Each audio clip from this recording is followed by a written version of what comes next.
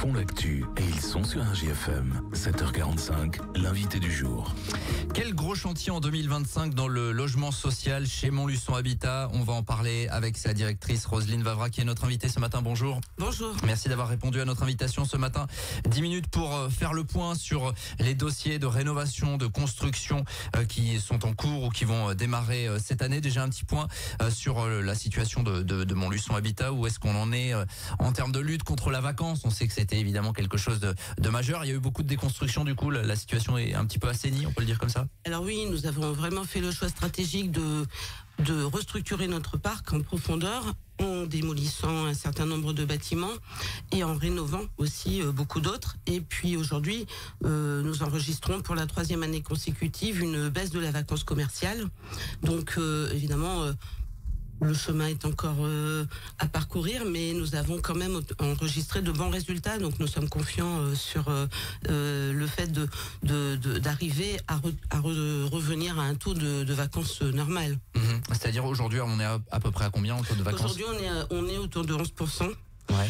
Et nous avons un objectif à fin 2025 qui serait de revenir à 9,5, ce qui serait encore un peu élevé, mais qui nous permettrait d'aller lentement mais sûrement vers des résultats qui seraient plus conformes à ce que les autres bailleurs enregistrent sur les territoires. Oui, parce qu'on est parti de loin en fait en matière de vacances. Oui, exactement. Mais en 2019, nous étions à plus de 16% de vacances commerciales, donc on voit que de gros efforts ont été engagés et les équipes de Montluçon Habitat sont extrêmement mobilisées, bien sûr, sur l'atteinte de ces résultats.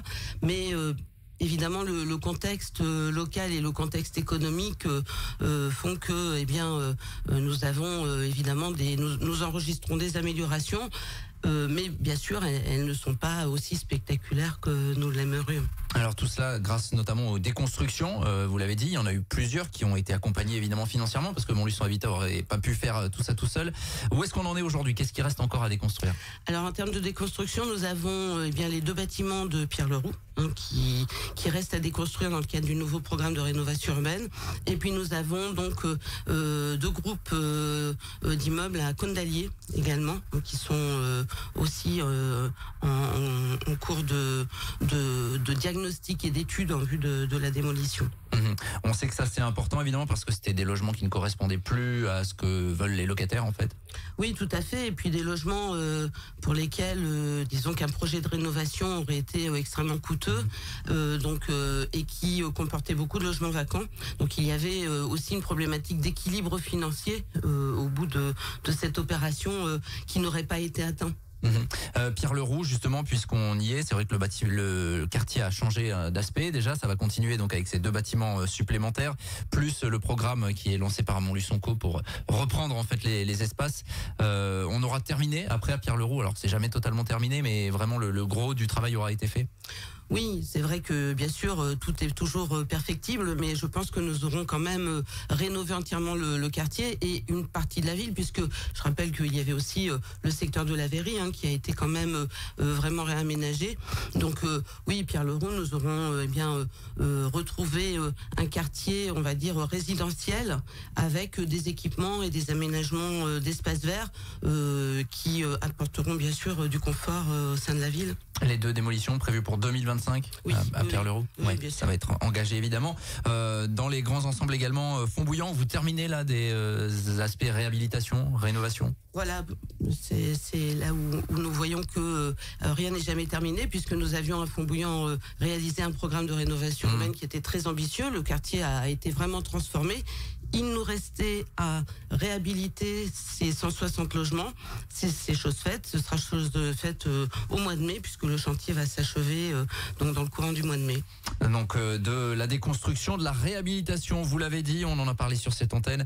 Il y a d'autres programmes, le quartier Beaulieu Droits de l'Homme dont on parle peu finalement, qui est un quartier plutôt calme, où là vous lancez un gros programme de rénovation. Alors on a expliqué sur cette antenne que ça plaisait pas forcément à certains qui avaient des discussions en cours évidemment pour adapter tout ça, mais c'est un gros programme là là, près de 5 millions d'euros engagés, c'est pas neutre, forcément. Oui, c'est important. Ce qu'il faut savoir, c'est que Montluçon Habitat a depuis très longtemps fait le choix stratégique d'aller vers des réhabilitations très performantes au niveau énergétique. Donc nous engageons des moyens forts. Là, nous, pour le Beaulieu Droits de l'Homme, nous sommes à 35 000 euros environ de travaux au logement. Pour, je le rappelle, des loyers actuels, qui sont à peine un peu plus de 4 euros, ce qui est nettement en dessous du prix du marché locatif, évidemment. Et donc aujourd'hui, par exemple, à Beaulieu Droits de l'Homme, quelqu'un qui occupe un T3 de 63 mètres carrés a un loyer de 276 euros et va payer à la suite de ses travaux une contribution de 20 euros par mois pour nous aider à financer ces près de 5 millions de travaux. Donc on voit que l'effort de Montluçon Habitat est important et nous savons, au travers de toutes les rénovations que nous avons faites, que les résultats en termes d'économie, de consommation d'énergie sont importants.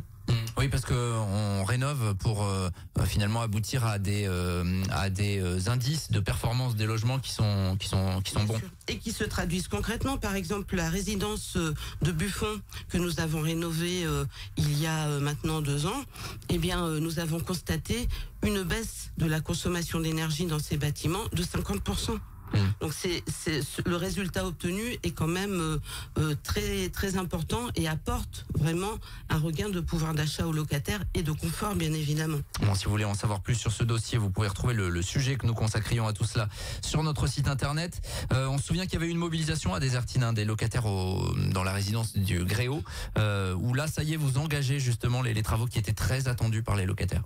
C'est vrai, ces travaux étaient attendus. Ce qu'il faut savoir, c'est que, dans une stratégie patrimoniale, nous ne pouvons pas engager bien sûr toutes les opérations en même temps. Il faut comprendre que depuis 6 ans, nous avons quand même réalisé énormément de rénovations et que nous avons donc accéléré vraiment notre programme pour répondre à l'impatience des locataires. Mais c'est vrai que les programmations financières nous obligent à quand même étaler dans le temps aussi ces opérations. Là, c'est pareil, c'est de la rénovation énergétique, thermique. C'est de la rénovation thermique. Nous associons toujours une forte ambition d'amélioration des performances thermiques des bâtiments, mais également nous rénovons les salles de bain, puisque nous intégrons aussi des éléments d'accessibilité et de maintien, notamment des seniors dans les logements. Et donc nous changeons soit les bacs à douche existants qui sont souvent un peu hauts ou les baignoires.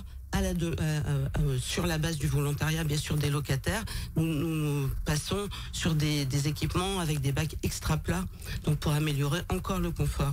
On vient de l'évoquer, ces dernières années étaient effectivement plus consacrées à la démolition de certains logements, à la rénovation, ça va se poursuivre. Il y a quand même quelques constructions, vous aviez un petit peu mis entre parenthèses l'aspect construction. Pour cette année, vous relancez quelques programmes. Oui, notre plan stratégique de patrimoine qui a été adopté à la fin de l'année 2023 intègre un objectif de construction d'une 20aine de logements individuels par an. Nous avons donc aujourd'hui une opération qui est en cours, la rue de la Chaume, qui prévoit 16 pavillons et nous avons 2 projets, à Saint-Victor 5 pavillons et à Uriel nous avons une dizaine de logements qui vont être construits. Pour répondre finalement aux besoins, on sait que ces petits logements individuels, des petits pavillons avec un petit bout de terrain, c'est ce qui est forcément demandé, notamment par les familles. Oui, c'est ce qui est demandé, mais aujourd'hui nous essayons de le faire dans d'autres conditions. Vous savez que nous avons une obligation de non-artificialisation des sols.